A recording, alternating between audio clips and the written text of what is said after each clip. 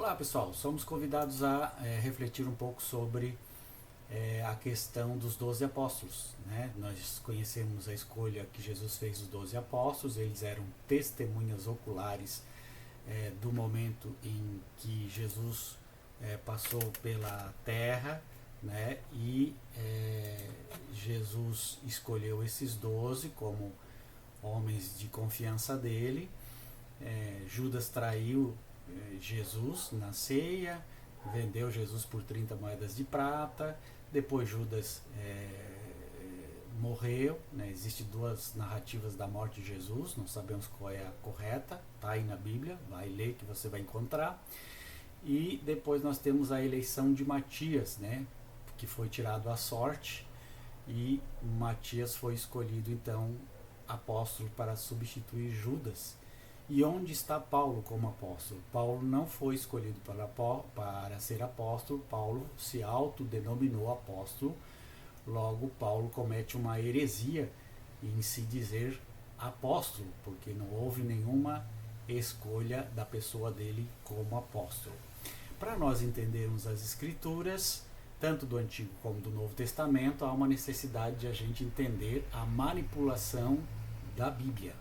Como que isso acontece? Você já ouviu falar de fantoches, né? Existe aí a pessoa que manipula o bonequinho e o bonequinho faz aquilo que quem está manipulando quer que faça, né? Então existe o manipulador, aquele que conta a história, e os personagens dessa história. Então nós vamos dizer que o escritor bíblico, aquele que escreve o texto bíblico, ele é o manipulador da história, e o boneco seja o personagem dessa história.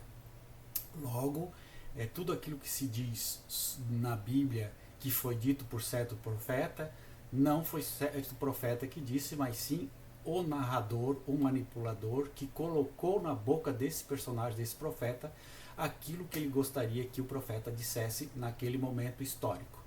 E nós sabemos muito bem que os textos bíblicos estão cheios de interpolações, de acréscimos, e esses acréscimos foram acometidos pelos longos séculos antes de a Bíblia se tornar escrita, e também depois de ser escrita, as várias cópias que foram construídas também haviam interpolações e acréscimos gigantescos. Então, para nós descobrirmos aonde está a fala de Jesus, onde está a frase que Jesus disse, se Jesus disse, não temos esta confirmação em nenhum texto bíblico do Novo Testamento.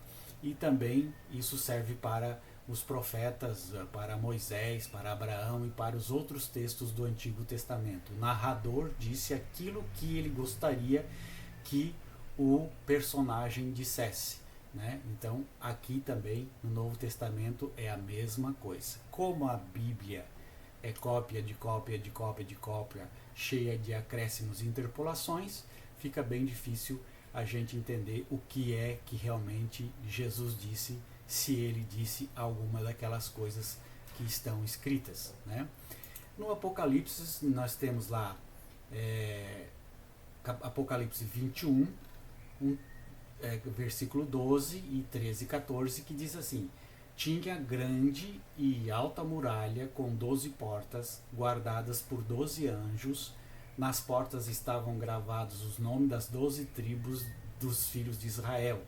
Ao oriente 3 portas, ao centro 3 portas, ao sul 3 portas e ao ocidente 3 portas.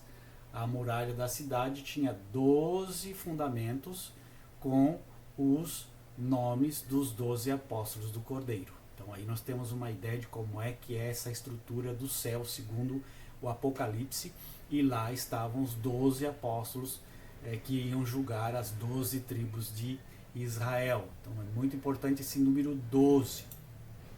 Nós vamos ver lá em Mateus, versículo 19, capítulo 19, versículo 28, que diz assim: respondeu Jesus, em verdade vos declaro para quem? Para os 12 apóstolos, né?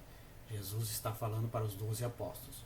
No dia da renovação do mundo, quando o Filho do Homem estiver sentado no trono da glória, vós, os 12 apóstolos, que me haveis seguido, estareis sentado em 12 tronos para julgar as 12 tribos de Israel. Aqui, entre esses 12, estava quem? Judas Iscariotes, o traidor. Então Jesus está prometendo, Jesus está fazendo uma profecia, está profetizando e dizendo que os 12 apóstolos estarão sentados junto com ele lá no reino celestial, na glória celestial. Então aqui nós temos uma interpolação, um erro, uma heresia. Por quê? Porque nós sabemos que Judas traiu Jesus e ele foi...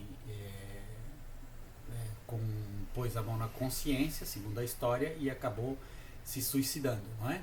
Então, como que Jesus fala aqui, na presença de Judas, que ele ia fazer parte do trono da glória dele, né? Isso aqui é antes da traição, antes de Judas se enforcar.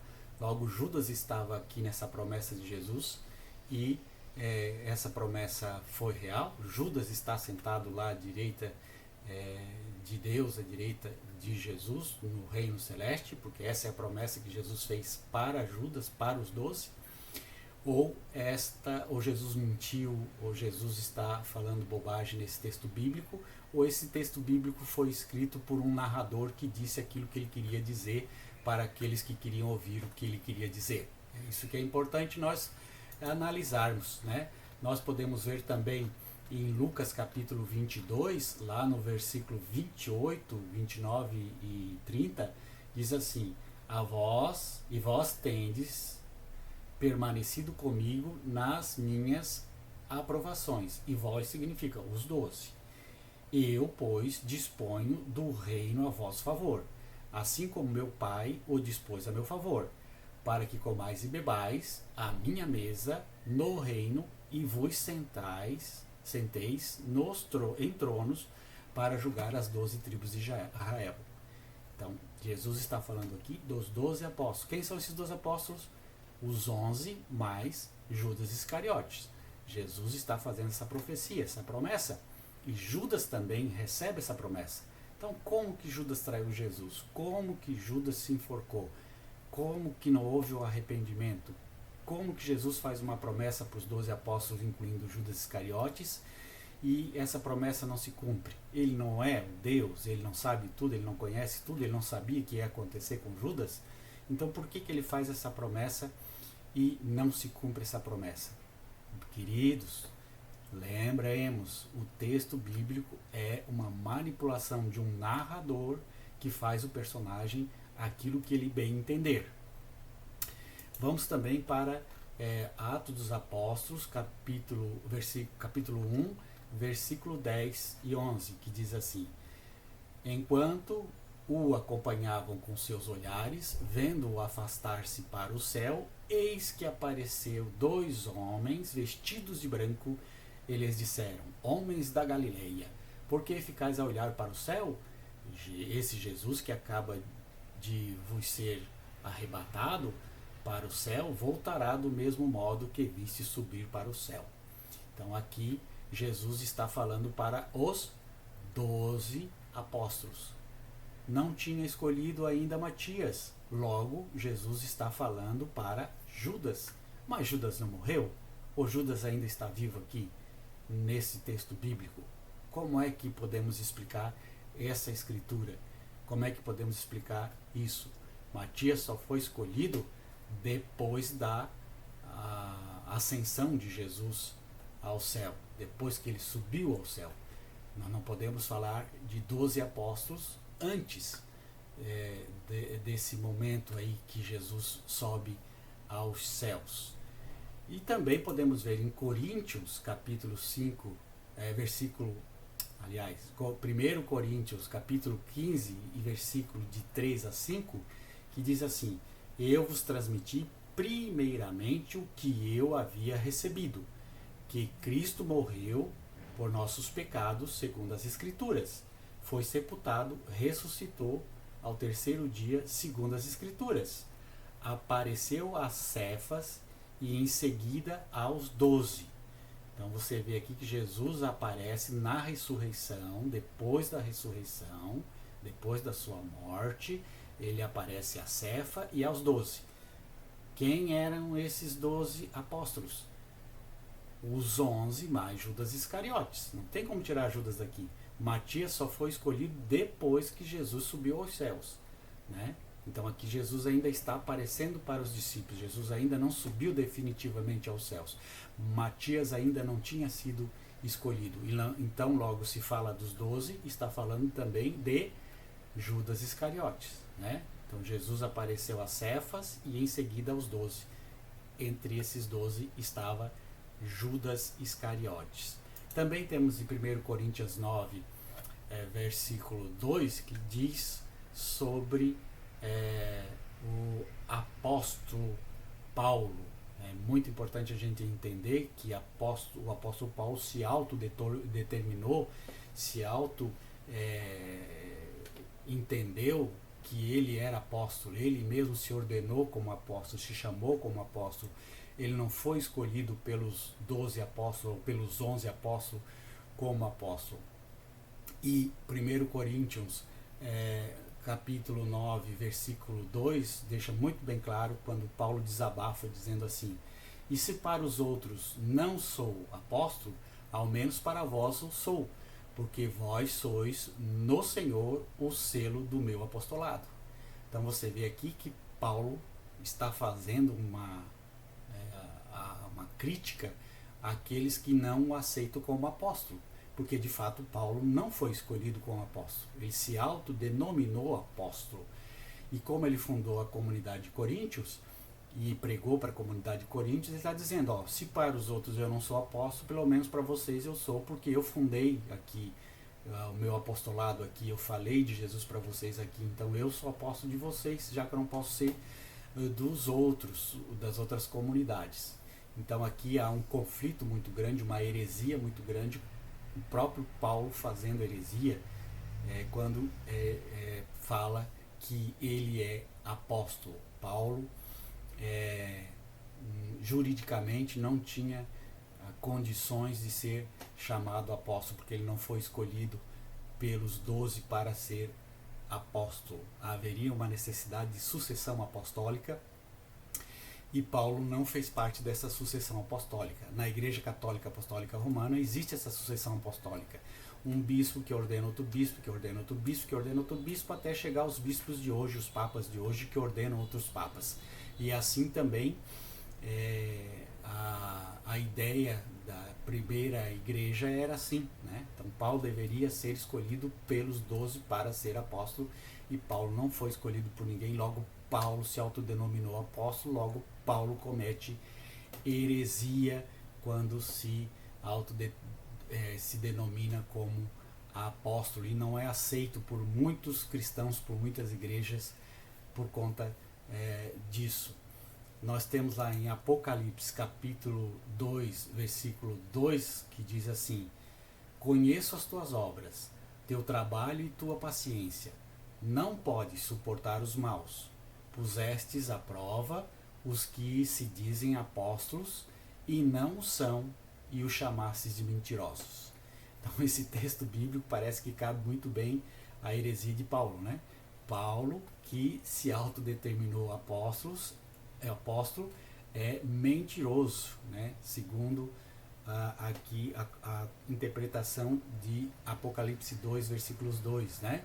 Não pode suportar os maus, pusestes à prova os que se dizem apóstolos e não são, e os chamastes de mentirosos. Então Paulo, cabe muito bem para ele este versículo do Apocalipse. Vamos aqui para o Atos dos Apóstolos, né? 14, versículo 14, que diz assim: mas os apóstolos Barnabé e Paulo, ao perceberem isso, rasgaram as suas vestes e saltaram no meio da multidão. Aí você pode me perguntar, tá vendo? Aí está a prova de que nos Atos dos Apóstolos, capítulo 14, versículo 14, diz que Paulo e Barnabé eram apóstolos. Peraí, o escritor do Ato dos Apóstolos, que é o manipulador, o narrador. Paulo e Barnabé são fantoches desse narrador, ele é um personagem. Ele quis escrever que Paulo e Barnabé eram apóstolos, mas não existe nada que confirme que esses dois indivíduos eram apóstolos. Você entende como é que isso é muito sério? Então, alguém que está manipulando o texto, como Paulo se dizia apóstolo, e esse manipulador do texto quis, então, dar a Paulo esse patamar, esse status de apóstolo. Mas foi o manipulador, o narrador do texto que fez isso. Não significa que é verdade o que ele fez com o personagem. Você está entendendo? Olhe bem aqui. Existe o personagem que é manipulado e o narrador que é o manipulador do personagem. Então ele faz o que ele quer do personagem. Muito interessante a gente compreender isso. Vamos também ver em Efésios capítulo 4, versículo 11, que diz assim: a uns ele constituiu apóstolo, a outros profeta, a outros evangelistas, pastores, doutores.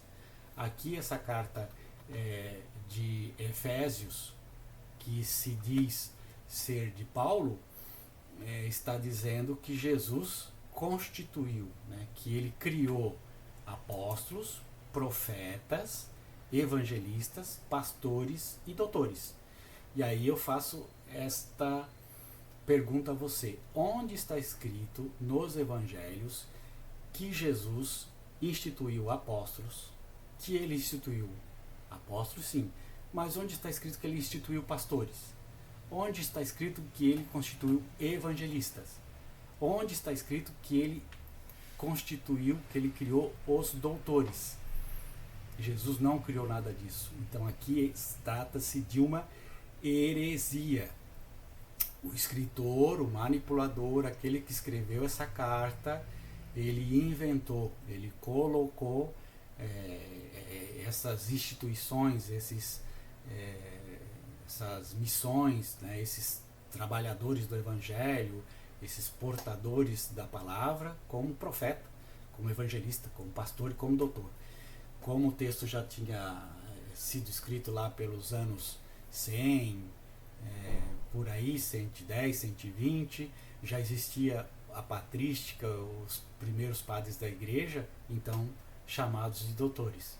Então o texto bíblico foi manipulado pelo narrador para dar àquelas pessoas daquela época poderes de doutores, de pastores, de evangelistas, e dizendo que foi Jesus que instituiu esse tipo de cargo na igreja.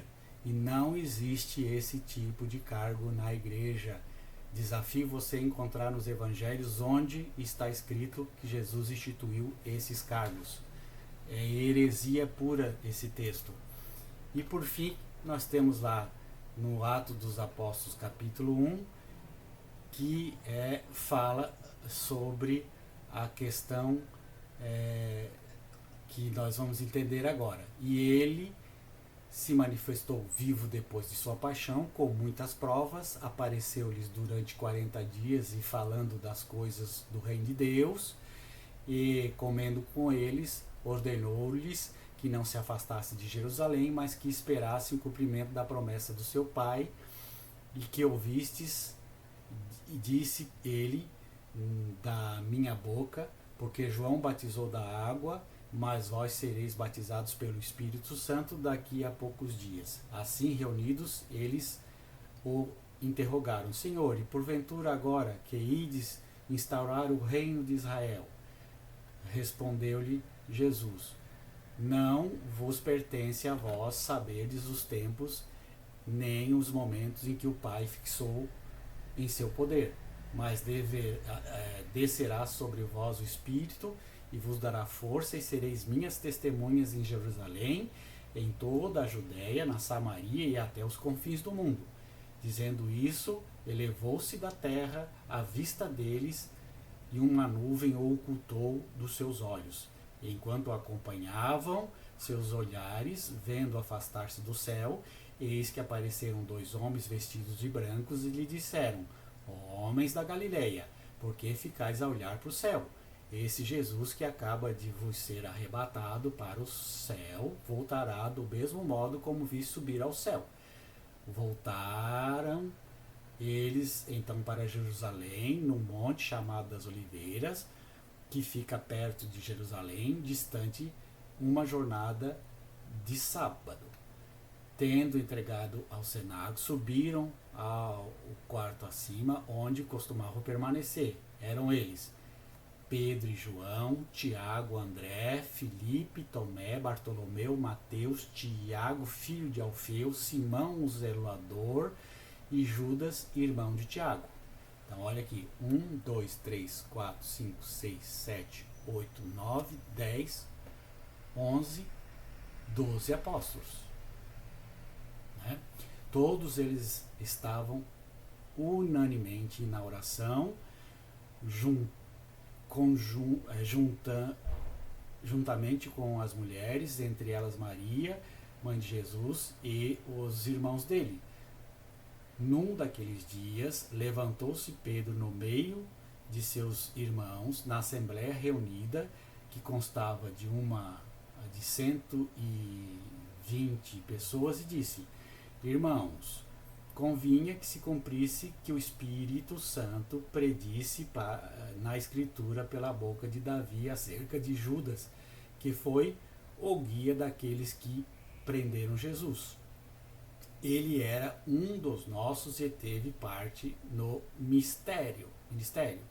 Este homem adquirira um campo com o salário de seu crime. Depois, tombando para a frente, arrebatou-se pelo meio, e todas as suas entranhas se derramaram. Você está vendo aqui? Existe um texto dizendo que Judas se enforcou. Aqui está dizendo que Judas comprou um campo e lá ele acabou caindo em alguma coisa e foi cortado ao meio. Tornou-se este fato conhecido dos habitantes de Jerusalém, de modo que aquele campo foi chamado de língua deles Rafseldama, isto é, campo de sangue.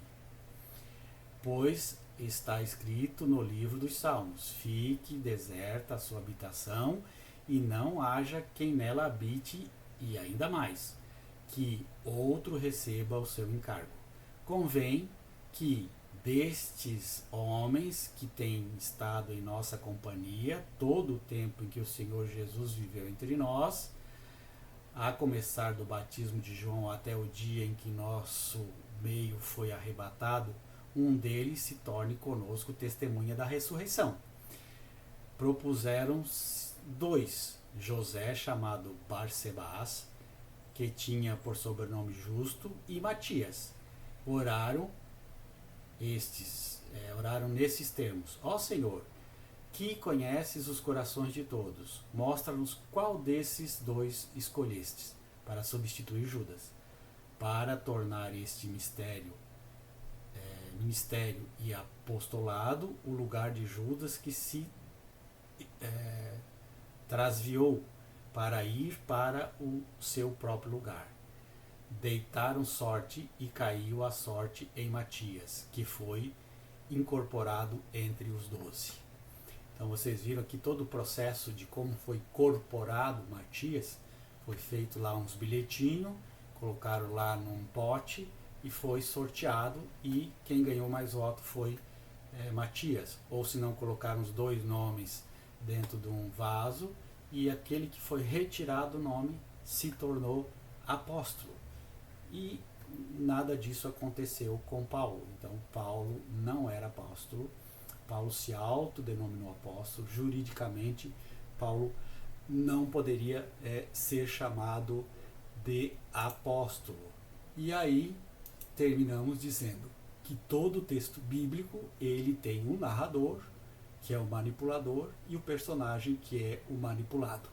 Então você vê que os textos que você lê na Bíblia precisam de interpretação, de exegese, de estudo profundo, de conhecimento dos pais da igreja, de conhecimento de história, de arqueologia, de grego, de hebraico, para você entender o que está escrito. Vai lá um pastor, vai lá um padre que diz qualquer coisa e não aprofundou os textos bíblicos nesse sentido, e a pessoa segue aquilo que foi dito, está aí entrando no mato sem cachorro, porque muitos não fazem interpretação correta, verdadeira, sincera dos textos bíblicos e acabam por enganar os seus fiéis. Vamos estudar, pessoal. Quer estudar a Bíblia? Vá estudar a patrística. Ali você vai encontrar textos, vai estudar os apócrifos.